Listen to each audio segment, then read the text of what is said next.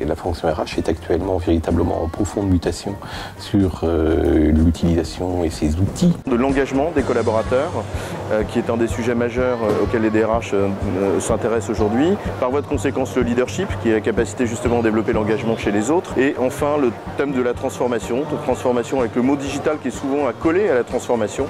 Individualisation d'un côté, gestion collective de l'autre. En fait, c'est deux tendances qui peuvent apparaître relativement antagonistes, mais qui sont complètement homogènes. Une professionnalisation de la fonction, plus à travailler sur l'analyse de ces données qui vont permettre aussi d'accompagner toute l'évolution technologique.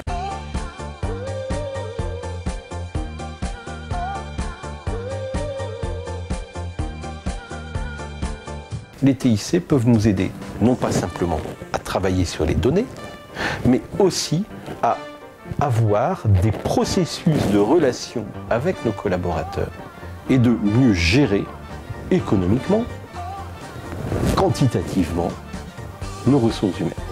C'est la logique du Big Data. Vous avez, comme moi, entendu parler des MOOC, Massive Open Online Courses.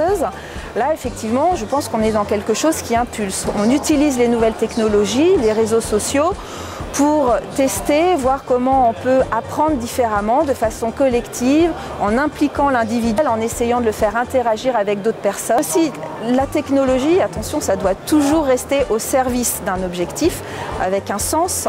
Ça impulse, mais c'est aussi quand même en appui pour un objectif. L'utilisation des téléphones, l'utilisation des tablettes vient modifier complètement la relation que l'on peut avoir avec son système d'information. Aujourd'hui, je peux aller sur un téléphone portable et, d'une certaine façon, consulter le nombre de jours de congé qu'il me reste à prendre, faire une demande de formation. Je ne suis plus nécessairement attaché à un bureau, je ne dois plus nécessairement passer dans une DRH, je n'ai plus nécessairement l'obligation que de rencontrer mon manager, mais tout peut se passer par des flux virtuels qui passent de l'un à l'autre. Que l'État rentre dans un projet de simplification des normes, c'est-à-dire qu'il veut dématérialiser toutes les déclarations dues par l'employeur. Et la dématérialisation se fait par des systèmes informatiques et surtout un bon système d'information ressources humaines.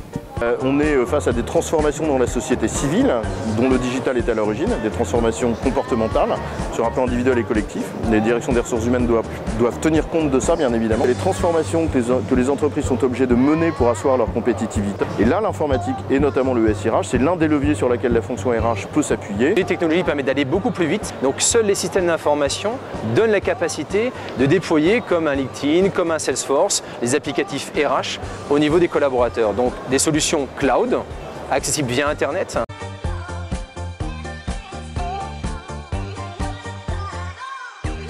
Il faudra être capable d'anticiper et d'intégrer ces logiques de systèmes d'information, de technologie, dans la construction de nouveaux usages. Dans le domaine des technologies, c'est être plus à même de comprendre l'impact des systèmes d'information.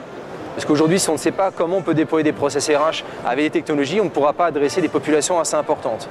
Le big data est un élément important aussi. Ne pas considérer que c'est quelque chose de l'alchimie, c'est vraiment un domaine qui peut apporter de la valeur. Présenter des business cases.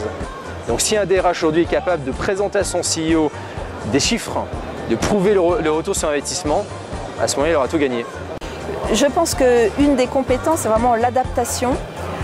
Et la gestion de projet, l'adaptation, parce qu'effectivement il faut savoir s'y retrouver dans toutes ces nouvelles technos, il faut faire les choix en fonction de son contexte et de ses priorités. Donc il faut être inventif, il faut oser des choses nouvelles, accompagner les nouvelles technologies et le choc des cultures entre des personnes qui sont là depuis plus longtemps, qui ont l'habitude de travailler d'une certaine façon et des jeunes qui arrivent. La fonction RH est aujourd'hui confrontée à une complexité qui est assez grande, et donc du coup je pense qu'elle a besoin de prendre un petit peu de hauteur de vue. Alors, il y a forcément naturellement des compétences en matière de digital, parce que c'est l'un des leviers fondamentaux sur lesquels la fonction va pouvoir se développer. Peut-être réinvestir le champ de l'organisation et donc redévelopper le lien qu'il y a entre la stratégie, l'organisation, le management et toute la déclinaison en termes de concepts, méthodes et outils ressources humaines, et des compétences de visibilité, c'est-à-dire d'être capable de réincarner le projet d'entreprise, de sortir de sa tour d'ivoire et donc de faire preuve de présence sur le terrain et de proximité.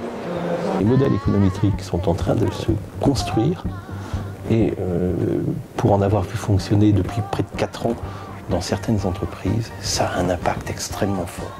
Il va falloir que nous soyons en capacité d'absorber tout cela. L'avenir de la fonction ressources humaines, c'est vous.